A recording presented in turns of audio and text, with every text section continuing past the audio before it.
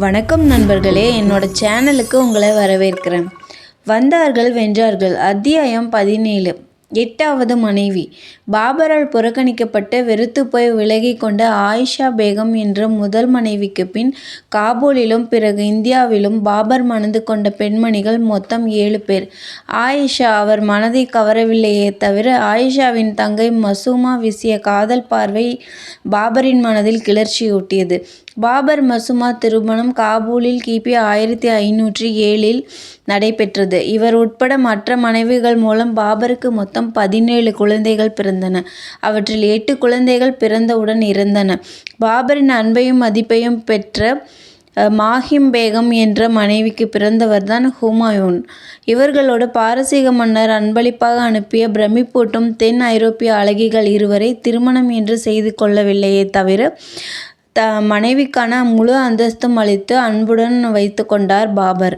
இன்னும் ஒரு திருமணம் பாக்கி இருந்தது. பாபருக்கு 8வது மனைவியாக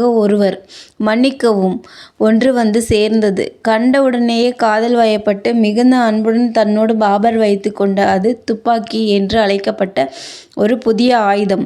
துருக்கியர்கள் புத்திசாலிகள் என்று முன்பே குறிப்பிட்டோம் அல்லவா? அதற்கேற்ப மற்ற பல நாடுகள் வில் அம்புகளையும் ஈட்டிகளையும் யுத்தத்தில் பயன்படுத்தி கொண்டிருக்கும் போது, துருக்கியர்கள் துப்பாக்கிகளையும் பீரங்கிகளையும் போரில் பரவலாக பயன்படுத்தி கலயபரம் பண்ணி கொண்டிருந்தார்கள். துருக்கிய நாட்டை உஸ்தாத் அலி என்பவர் துப்பாக்கி மற்றும் வெடிமருந்து விஷயத்தில் பெரிய வஸ்தாது. காபூல் அரியணையில் தான் அமர்ந்த சில ஆண்டுகளில் இந்த துருக்கிய கில்லாடி பற்றி கேள்விப்பட்ட பாபர் அவருக்கு சொல்லி அனுப்பி வரவழைத்து உபசாரங்கள் செய்து தன்னுடனேயே வைத்து கொண்டார். உஸ்தாத் அலியின் உதவியோடு பாபரின் தலைமையில் முதல் முறையாக துப்பாக்கி மற்றும் பீரங்கி படை உருவானது. தென்னிந்தியாவுடன் கடல் வழி தொடர்பு கொள்ளாத நாடுகளே அநேகமாக அப்போது கிடையாது. ஆகவே துருக்கிய மற்றும் போர்ச்சுகீசிய வணிகர்கள் மூலம் தென்னிந்தியாவுக்கு துப்பாக்கி ஏற்கனவே பரிச்சயமான விஷயம்.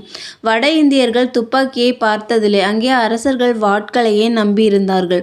இந்த சூழ்நிலையில் இப்ராஹிம் லோடியின் லட்சத்துக்கும் மேற்பட்ட வில்லேந்திய குதிரைப்படையும் நூற்றுக்கணக்கில் கைவசம் இருந்த யானைப்படையும் தங்களை நோக்கி முன்னேறி வந்ததைக் கண்டு பாபரின் சுமார் 12,000 வீரர்கள் கொண்ட படை மிரளாமல் நின்றது.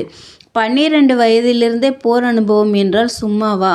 மோதல் என்று வந்துவிட்டால் உற்சாகத்துடன் பாபர் ஒரு கைதேர்ந்த ஜெனரலாக மாறிவிடுவது வழக்கம். முந்தைய இரவிலேயே போர் திட்டங்களை தெளிவாக நுணுக்கமாக தளபதிகளுக்கு விளக்கியிருந்தார் பாபர்.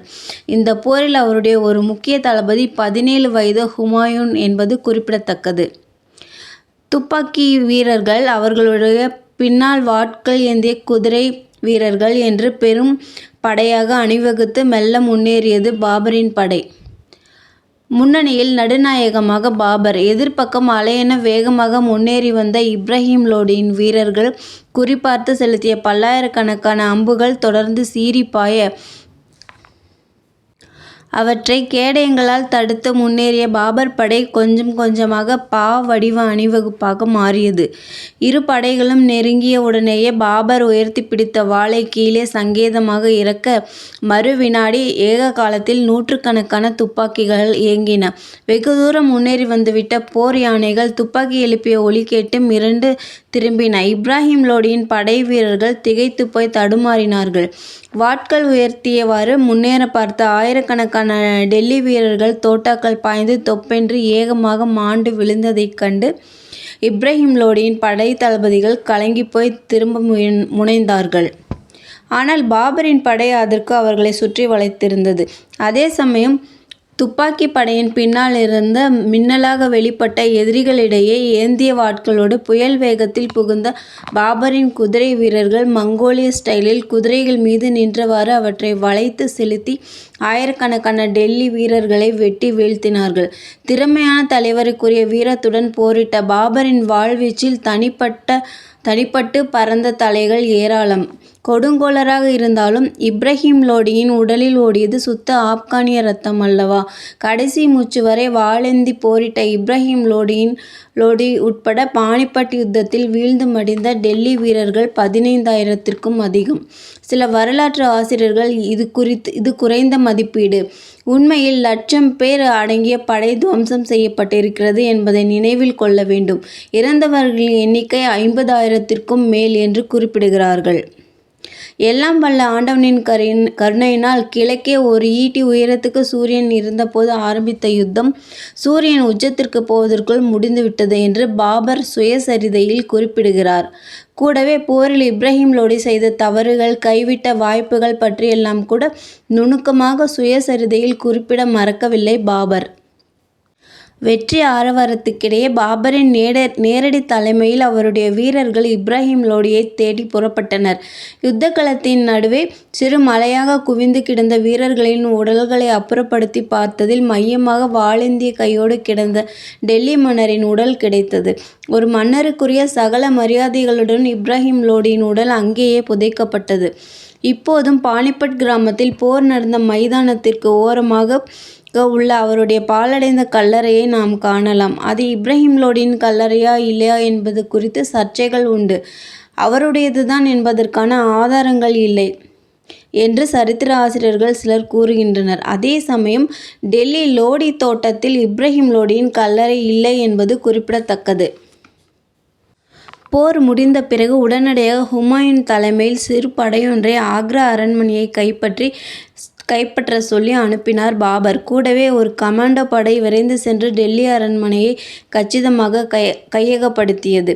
இந்த பொறுப்புகளையெல்லாம் மற்றவர்களிடம் கொடுத்துவிட்டு போர் உடையை களைந்து குளித்த பிறகு டெல்லி மாநகரை சுற்றி பார்க்க கிளம்பினார் பாபர். ஆங்காங்கே இருந்த இஸ்லாமிய மகான்களின் கல்லறைகளுக்கு சென்று வணங்கிய பிறகு பெரும் ஊர்வலமாக ஏப்ரல் 26ஆம் தேதி ஆக்ரா சென்றடைந்தார். அங்கே ஹுமாயூன் காவலில் வைத்திருந்த இப்ராஹிம் லோடியின் தாயாரையும் மற்ற உறவினர்களையும் விடுவித்த பாபர் டெல்லி சுல்தானின் தாயை மரியாதையோடு நடத்தியது மட்டுமல்லாமல் அவர்கள் குடும்பத்தை சேர்ந்த தங்க நாணயங்கள், ஆபரணங்களை அவரிடமே திருப்பித் தந்து அரண்மனையில் ஒரு பகுதியில் அவர்கள் தங்க அனுமதியும் அளித்தார்.